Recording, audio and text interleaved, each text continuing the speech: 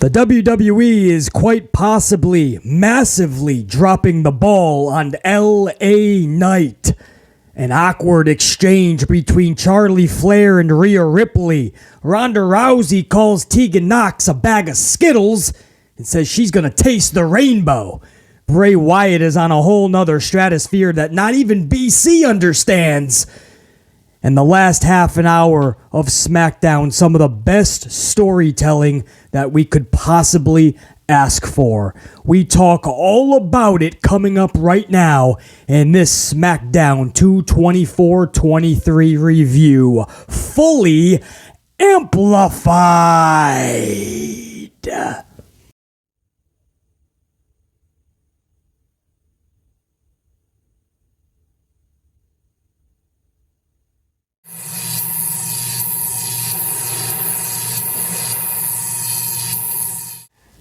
My amplified unit, top of the morning, afternoon, evening, wherever you are in the world, it is indeed time to wake up, get up, and get amplified. We're going to cover this SmackDown show, February 24th, 2023. We're going to cover this from top to bottom, start to finish, beginning to end.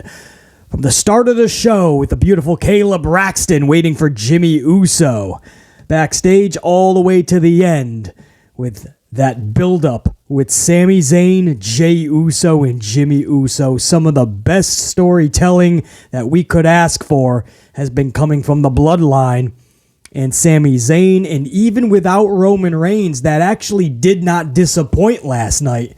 Jimmy, Jey, and Sami coming through in the clutch. And even before that, man, Dominik and Rey Mysterio. Wow, did that get really emotional really fast. You know, the start of Dominik and Rey was really good. Then we went the last couple of months, and you could tell WWE either didn't know what to do with them or wanted that for Mania the whole time and didn't know how to get there over the course of 4 months. So they just kind of put it on the back burner. Hope people kind of forget about it, but every now and again we'll keep talking about it. Dominik will mention it. But here we are last night, and man, they came full speed ahead, man, face to face in the most passionate and amplified of ways. We're going to go over that. That was right before the Jimmy, Jey, and Sami segment. So the last half an hour of SmackDown with just some really good storytelling, guys. And we're going to get through all that. That's an hour number 2. We're also going to talk Bray Wyatt, man. This is probably... I have a lot to say about the Bray Wyatt thing. This is a pro-Bray channel. That's my boy. But I have a lot of concerns with the Bray Wyatt trajectory right now. I'll talk about that when we go to hour 2. First, let's start from the jump, right? Let's start with a beautiful lady, one of the ultra beautiful females in the wrestling world. Her name is Kayla Braxton. She starts the show backstage. She is waiting for the arrival of Jimmy Uso for any word on Jey. Is there anything you can tell us? Is he going to show up tonight? What's the status with him in the Bloodline? The ultra beautiful Kayla Braxton would like to know on behalf of all of us. Jimmy ends up showing up right on cue. Funny how that works. Kayla says, "I'm waiting for Jimmy." Jimmy appears. The magic of television. Jimmy shows up, tells Braxton, and I quote, "I texted him. Anything that he has to say, just show up middle of the ring and say it. Get it off your chest. I'm here for you, brah," is what he says. So Kayla's like, there you go. Jimmy's in contact with him. Will we see Jey tonight or not? That is the question. So without Roman Reigns at the arena, we're going to play the game of what's Jey thinking, right? What's Jey going to do, right? That's what we're going to revolve the story around last night. But this is not the first time we've done this with the Jey Uso. So BC had a little bit of concern. Can an entire night, the biggest story, focus around Jey again and what's going to be his decision? And by the end of the night, the answer was, yeah, it could. I don't know how long we could keep doing this, But for last night, it fucking worked, man. You know, throughout the night, you kept going backstage. Jimmy's conflicted, talking to Solo. Paul Heyman would intervene every now and again, give some advice. Jimmy has to handle this. If Jimmy cannot, then he will have no other choice but to have the tribal chief handle it. You don't want that, Jimmy. So that's pretty much, that was the big focal point again, man. And by the end of the night, like I said, we got some of the best story that we can possibly ask for, minus a Roman Reigns, mind you. So my point is, the way we started that, I always tell you guys, start the night with a story.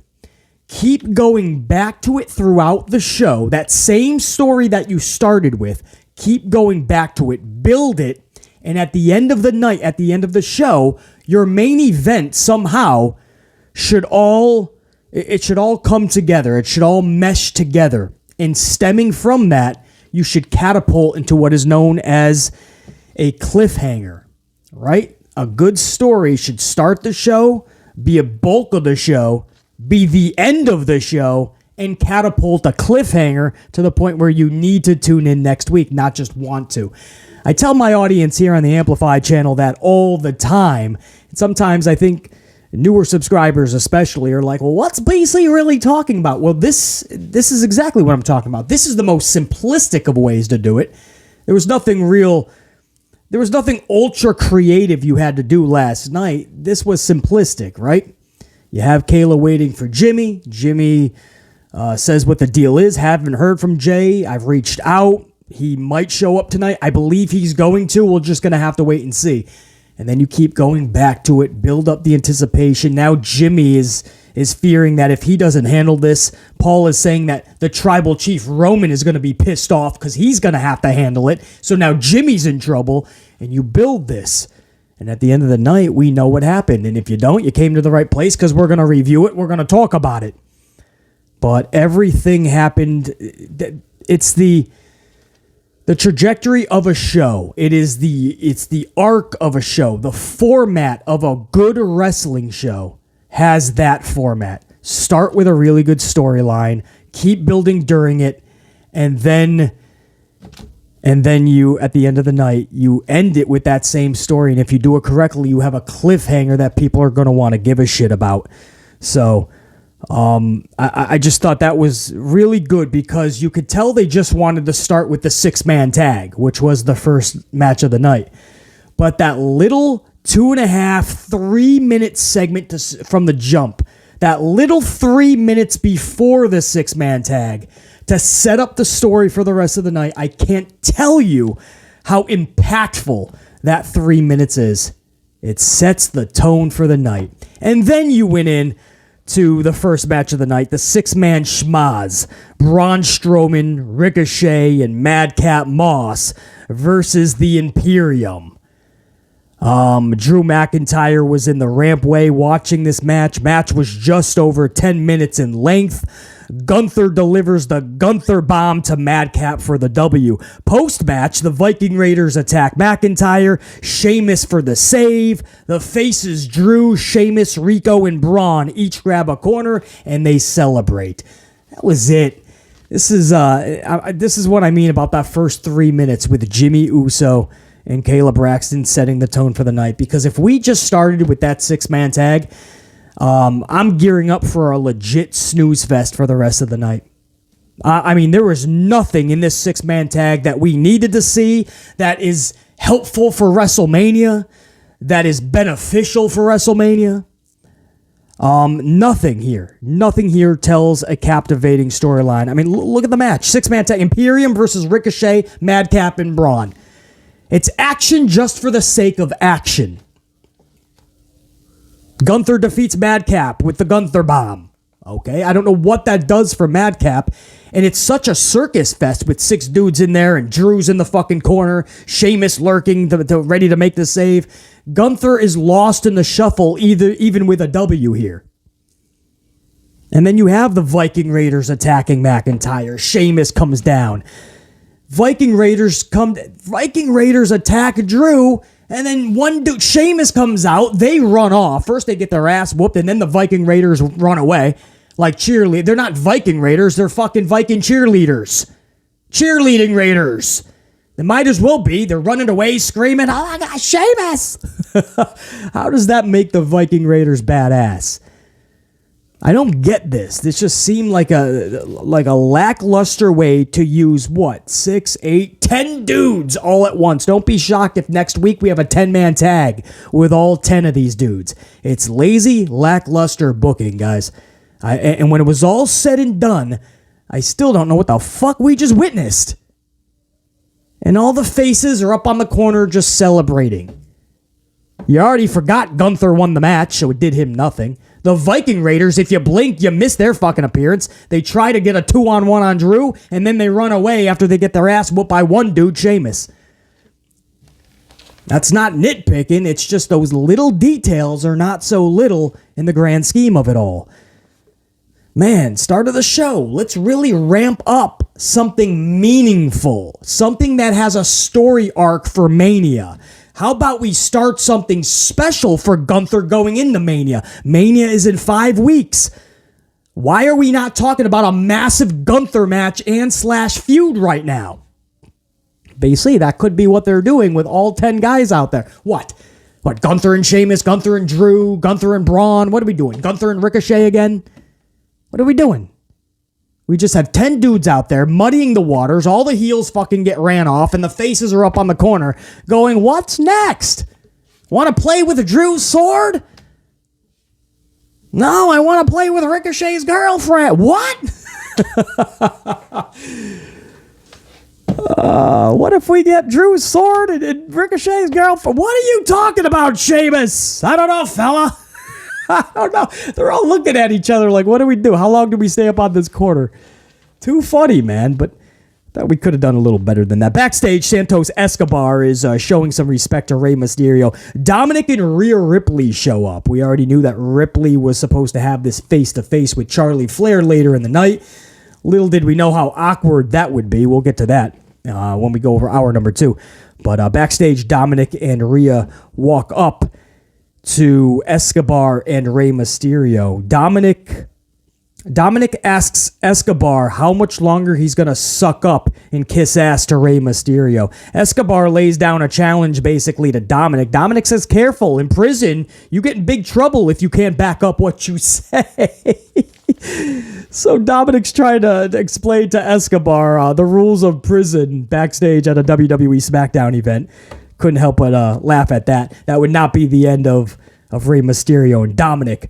Things would absolutely heat up in hour number 2. Hour number 1 ends with LA Knight. Yeah. Returning to WWE, only from a few weeks' absence. He was last seen Rumble, Mountain Dew pitch black match, losing against Bray Wyatt. Now, I told you, no harm, no foul. You lost against Bray Wyatt. That's a big story that this kid was... Just several months ago, he was fucking a maximum male model fucking night. Whatever, what was he called? Max? I forgot what he was even called. I mean, this guy was going nowhere fast. He got to be LA Knight again. He's in this big feud, big matchup with Bray Wyatt. He lost nothing from that loss. Sometimes there's victory in defeat. I think if he had it all to do over again, he would absolutely be a part of that feud and take that L again. But what I said was, okay, he lost that. Now you bring him back and you have him on a tear. You have him collecting W's. You have him in another immediate meaningful feud going into Mania. He's got to win that shit. I don't care if it's Stone Cold Steve Austin in that shit. And you catapult LA Knight, right? He did that big job for Bray Wyatt. And now you help him out, right? One hand washes the other. What I did not say is you have him show up a month later and lose against a tag team guy.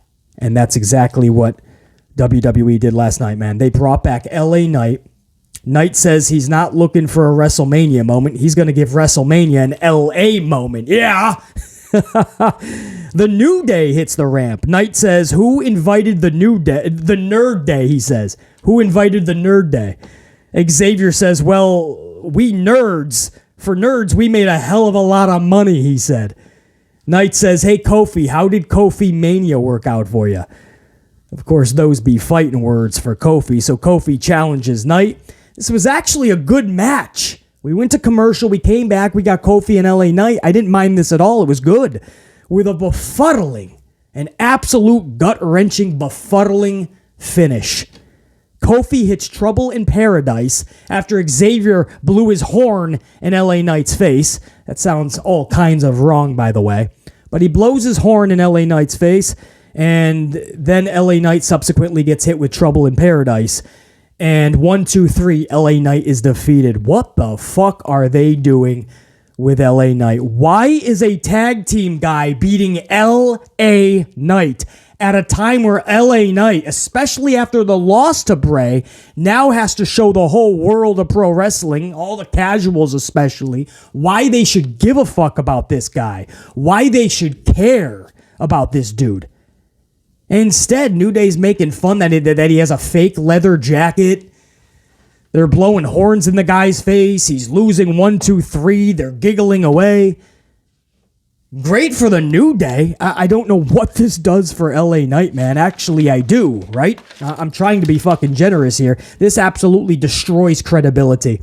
The Bray Wyatt loss at Rumble, no harm, no foul. This loss, this is unacceptable, guys. This cannot happen. Now you say, well, BC, this will set up something. Trust me, he'll end up getting the revenge. He'll beat Kofi, maybe even Xavier. He better beat Kofi. He better beat Xavier. He better beat fucking both. Handicap. I don't give a shit. But this is not what you do for LA Knight going into Mania, bro. And even sadder, or just as sad, it's clear LA Knight doesn't have anything for Mania. Is he going to get a tag team partner? Are we going to do a New Day versus LA Knight and maybe fucking, who are they going to put in there? Karrion Kross? Tommaso Ciampa going to try to come back for Mania. He doesn't have to do that much. LA Knight would fuck. I don't know what they're going to try to do here. It's LA Knight, man. How does this guy not get a one-on-one matchup at Mania? It's 2 fucking nights. You're going to have almost 20 matches. And this guy's over here fucking around and losing to the New Day. Anyway, end of hour number 1. Let me get a swig of coffee. We're going to jump into hour number 2. Charlie Flair, Rhea Ripley, an awkward face-to-face meeting for the ages. Charlotte Flair starts hour 2 calling out Rhea Ripley, but instead getting Dominik Mysterio. Come to think of it, Dominik was all over this show last night. This was a very Dominik-heavy SmackDown, and this kid played his role beautifully. This was one of those big nights for somebody like Dominik, who hit all of his bullet points perfectly, all the script that was given to him. I think he nailed every line. He gave a great performance every time he was out there or backstage. This was a big night for Dominik, man. And instead, as I said, of getting Rhea, Charlotte gets Dominik, and we get a funny exchange between the two. Dominik is telling Charlie Flair that she's beautiful. She has to smile more. She's so pretty. They say the softest touch is from a woman. He says, it's funny because my mommy, it's the opposite. She's the opposite of soft. When she hugs me, she almost breaks my back. And when we make sweet love, and Charlotte stops him right there and says, nah, see, I have a real man at home, meaning, of course, Andrade. She says, and he has a real thick accent. Of course, we all know Andrade, man, who's recouping from an injury over in AEW right now. But I thought it was really awesome, and because she goes, and he's the only one that calls me mommy.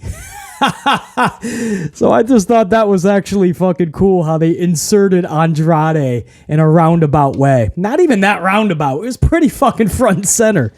Everybody knew who she was talking about. Dominik brings up their fathers. Charlie says, unlike you, I actually love my dad. In fact, tomorrow is his 74th birthday, so happy birthday, Dad. Of course, they're talking about Nature Boy Ric Flair, which is, by the time you guys are watching this, today, Ric Flair's birthday. Happy birthday, Nate. 74 years old, with all the partying that this dude did. And this dude is on the cusp of 75. Pretty badass.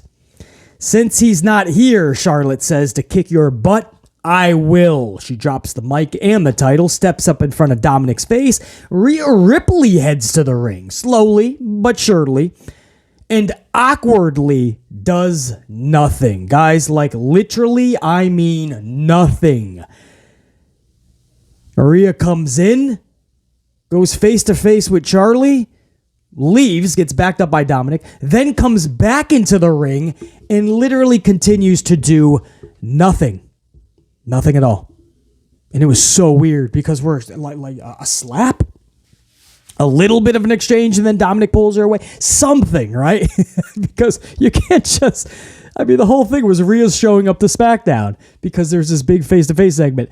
And they did. This was not false advertisement. They went face-to-face.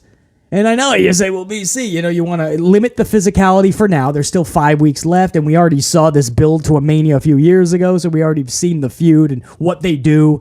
I mean, if you remember, was it Charlotte attacking Rhea down in NXT during that feud for WrestleMania a few years ago? So Charlotte went all the way to NXT. They had the brawl there. So I understand, right? Limit some physicality. But fuck, that's the segment you had planned? It's almost like they wrote half the script and it was good, and then they ran out of time and they said, well, just go out there with what you have. Because Dominik and Charlie Flair, that was some good... I mean, I could watch another 5 minutes of them going at it, just on the mic. But when Rhea came down, man, the fun turned to just sheer awkwardness. They better have a much better story to tell in the next 5 weeks. Business better pick up, to quote the great Jim Ross. Because that was like cringe-worthy, awkward type shit. That was not good. Up next, Shayna Baszler defeats Natty in about 3.5 minutes via the armbar submission. Tegan Nox hits the ring to save Natty. Shayna is actually telling Ronda to just leave. Let's go. So again, just to recap, Shayna defeats Natty in about 3.5 minutes via the armbar. Tegan was out there anyway to, just in case things went awry, Tegan was going to try to help Natty. I don't know what Tegan thinks she's going to do against Ronda and Shayna, but that's very cute. So after the match, Tegan does jump into the ring, kind of fends off Shayna and Ronda. Ronda wants to get back in the ring. Shayna's telling her, no, don't worry about it. Ronda is literally screaming at the ring, guys. She is screaming, who's this? Who is that? Who are you? Ronda Rousey is screaming, who are you? Who is this? I love that. That was great. That's who Ronda should be if you're going to be a heel. Like, act like you literally don't watch the product. Maybe she doesn't watch fucking 90% of it. Act like you don't know who anyone is. I love it. It's like Brock Lesnar, we're just here to prize fight, get our money, and break shit. Break bones, break shit, break anything, and collect a paycheck. So Ronda's screaming, who is this? Who are you? Shayna literally says, it's Tegan Nox. Don't worry about it. Ronda yells out, this is like a quote. Ronda screams, well, you're next. You're next, Skittles. Guys, Ronda called Tegan Nox Skittles. She says, you're next, Skittles. You're going to taste the rainbow, she says. Now, I don't know. I believe that Tegan is a lesbian, correct? Now, I don't know if she knows that. Maybe she was just talking about her hair because her hair is a bunch of different colors. But Tegan is also, I believe, a lesbian as well. So this had a lot of people talking did she just call her Skittles and that she's going to taste the rainbow? Listen, anybody giving Ronda shit, I honestly believe she didn't know that. I don't think she meant anything by it. It's a funny little thing. And I do believe she meant the hair, guys. I really do. I don't think Ronda gets into people's personal lives that much. Like she gives a shit. Look at it as just funny, man. You're next, Skittles, and you're going to taste the rainbow. I can't. That's popping BC just like it did last night, bro. Too funny. That was just epic. Again, we believe that Ronda Rousey is going to be on Monday Night Raw going forward as well with Shayna to set up some big tag title. I was going to say a scenario. It's more like a tag title conundrum right now for WrestleMania. We don't know if it's going to be Lita and Becky, if it's going to be Damage Control. But Ronda Rousey is already advertised for some Raws going forward. Now, she was also advertised for next week's SmackDown, Tegan Nox and Natty versus Shayna and Ronda. So it looks like they're going to be pulling double duty. They'll win the titles at Mania and still continue to pull double duty. So Ronda's going to go from part-time to like really, really full-time or some shit. Next up was the Firefly Funhouse. Firefly Funhouse returns, and what the fuck? Listen, I love anything Bray Wyatt does. This guy's just a genius. That Firefly Funhouse last night, for instance, I could watch a whole hour of that. Just do Bray, man. Bray was doing some weird shit where it was Firefly Funhouse News Network. Then they did a weather segment where it was just Uncle Howdy, and he's just fucking repeating the same shit. I forgot what he even said. We are all something. We are all something. I don't even fucking know. Then they go back to Firefly Funhouse News Network, which is the co-host is Ramblin' Rabbit. It was just all over it, but I love it. I mean, you give me an hour of that, I'm entertained. The problem I have is you have to set up a match with Lashley, and it cannot be as weird as the LA Knight thing going into Royal Rumble. You really do with somebody like Lashley. You have to tell a more zoned-in type of a storyline, so even the most casual of casual fans can just kind of latch on to it. So even as a Bray Wyatt guy, and even as somebody who admits I can watch that Firefly Funhouse shit another whole hour, I will say that you cannot make it so cryptic. You cannot make it so confusing going into Mania. You're going to have to simplify this. What's starting to happen is we're starting to get so many questions that you can't possibly answer everything. We still don't know how the fuck Howdy even joined up with Wyatt, and I'm starting to feel like we're starting to pile on more questions on top of that. So the end of this Firefly Funhouse was Bray in this fucking crazy awesome badass mask. Crazy awesome badass. There you go. This awesome fucking mask. And he's just repeating, can you keep a secret? Can you keep a secret? And there's this door with all these visuals. And you can hear, I believe, Alexa Bliss's voice saying, no, get away from me. Stop, get away. I think it's Alexa. I've heard it several times. And if not, we got to find out who it is. There's definitely a female voice in there within the door. It's almost like they're trapped behind that funhouse door. So it's a lot of fun shit, but we're really not getting answers. We're just getting more and more questions. It leads people like BC to think, do we have the answers? Do they know the answers? And if it's getting this confusing even for BC, well, at some point we're going to have to kind of slow it down just a little bit, start answering shit, simplify it a little bit more. I love the creativity, guys. I really do. I just think that people are going to start to get really fucking confused and lost. And I told you guys this since I've had this channel for about roughly 6 years now, that when an audience, it doesn't matter, pro wrestling, theater, it could be anything, man, any movie, show, anything in entertainment especially, when your audience feels like they're lost, when your audience gets confused past a certain point, it's no longer fun where they feel the need to find the answers. They literally just will walk away. They no longer even have the need to find an answer or to find out what is going on. When you pass a certain point for an audience and they feel confused and lost, they'll just step away. And that's what I'm kind of concerned here. I don't want people to totally just jump off of this because it is uber creative. It is so fun. And Bray is such a genius.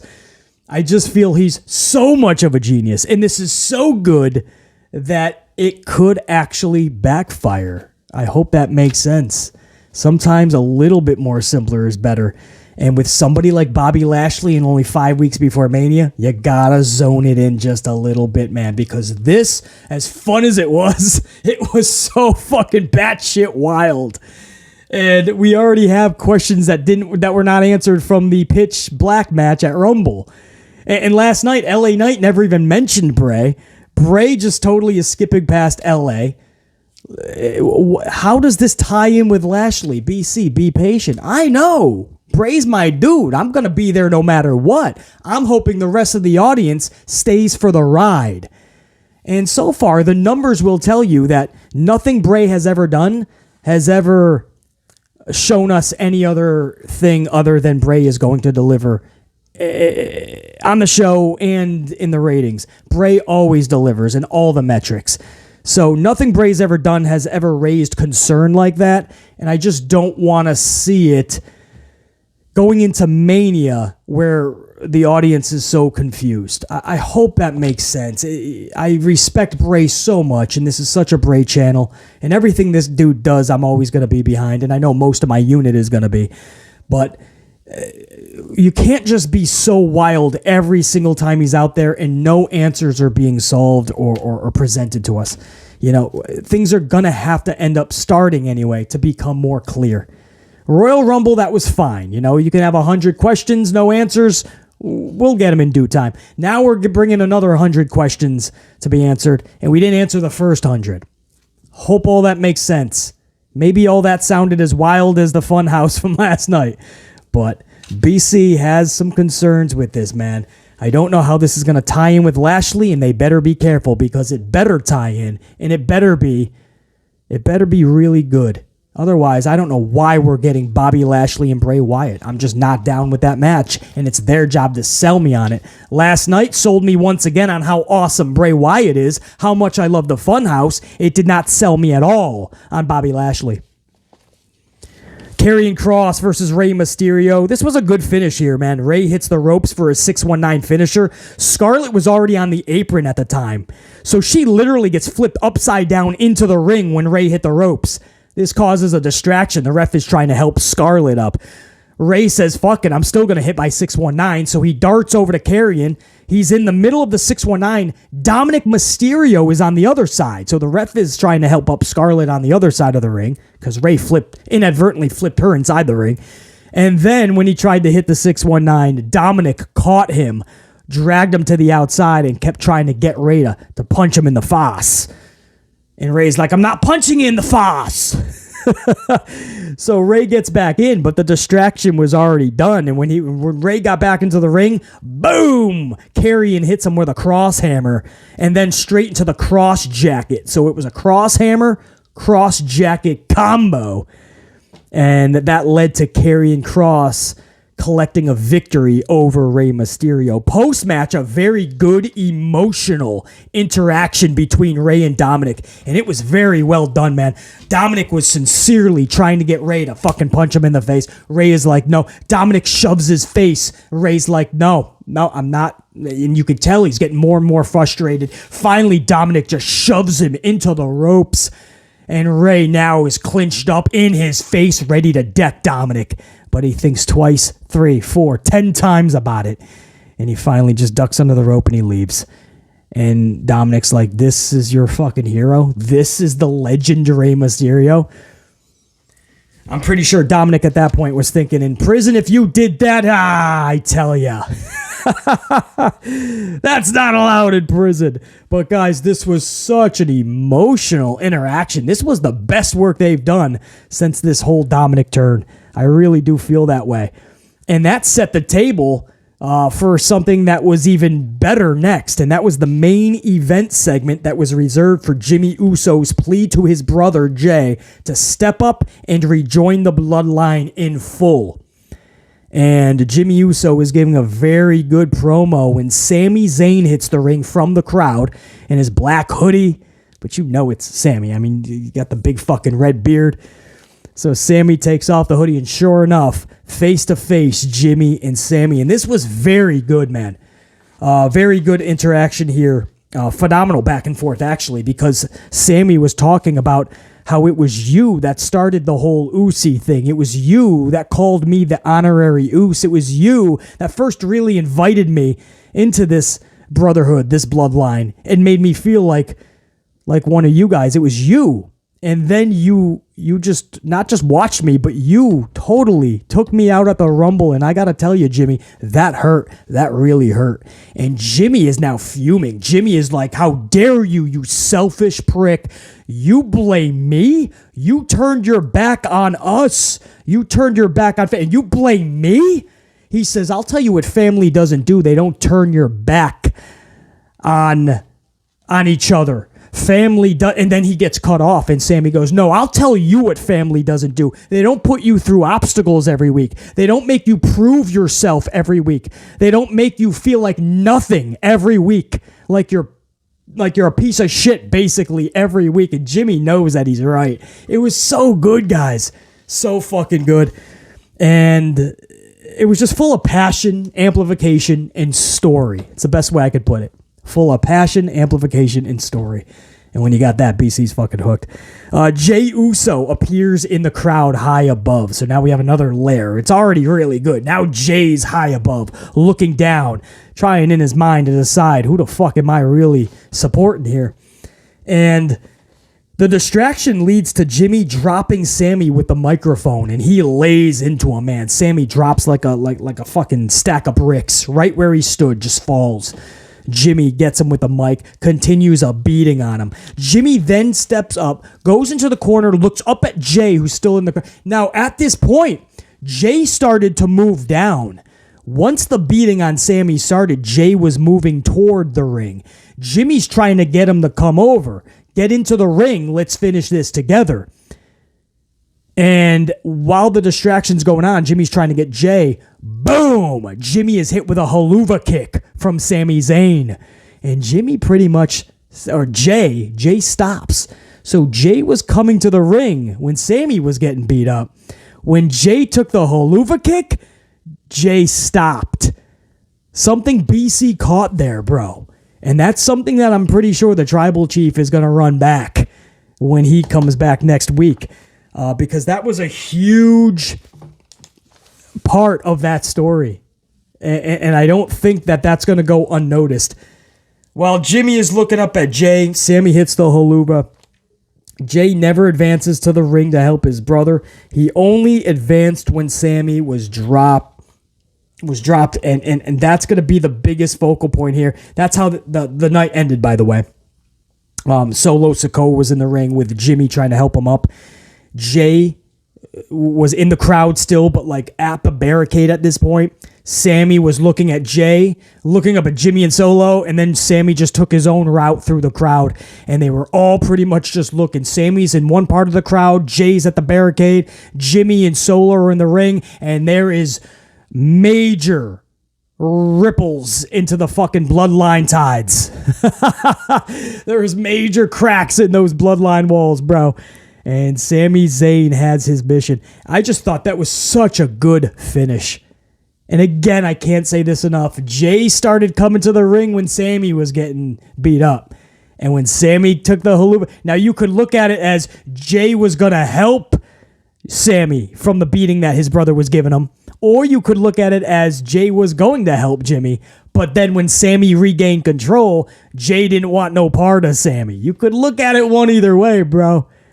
But either way, we got the right type of questions, right? These are the ones that can be and will be answered sooner rather than later. The Bray Wyatt questions, I don't even know. This dude is so fucking creative and such a genius that he may keep those questions unanswered for another 10 years. And that might be just about 10 years too long, bro. But these are questions we can have answered, man. Such a good finish. That whole last half an hour of SmackDown, that's the type of storytelling that I'm hook, line, sinker, man. BC's right there. Let's rock. I'll be there front row. Give me that every fucking week, man. Good storytelling. And again, the Bray shit as well. As long as we start getting some answers and this is leading to something and it's not totally just batshit befuddling. Because I just don't see how this is going to tie into Lashley, man. LA Knight, you could tie certain things in. Lashley ties into none of this, I don't see. You're going to have to do this brilliantly. But I am a big Bray dude. I love the Firefly Funhouse. So that mixed in with the two really good stories. I mean, that whole last half an hour plus of SmackDown just nailed it for BC. The other part of SmackDown, man, LA Knight taking that loss to a tag team, Kofi Kingston. I don't get it. Befuddling. Rhea Ripley and Charlotte Flair in their awkward face-to-face. Befuddling. But like I said, this was a SmackDown that was going to still be running on empty from the huge week in Canada coming out of the Elimination Chamber. So I'm not giving a mulligan to WWE, but I'm absolutely saying that they deserve a week to refuel the engines, right? And come next week, starting on Raw, WWE better be rocking full throttle on this road to WrestleMania. Because I'll give you these past two shows. Now, starting next week, top to bottom, these shows have to bring it. Mania's in 5 weeks. There's no more room. Fuck mulligans. There's no room for any era. Any fucking questions that cannot be answered. There is room for zero bullshit. It's WrestleMania season. Let's rock that shit. That's what I got for you guys. I didn't have a ton of time for this review, but hopefully you guys felt the full amplification. We'll be coming out with a lot more content later this weekend even. I believe within the next 24 hours, I have a special vid I want to put up. And of course, next week we'll start it all again, man. The road to Mania is heating up. And I think next week is really going to kick it into high gear. So lots of content coming up on this very channel. For now, top guy, I'm out. BC saying check you. Think, be, live, amped, always.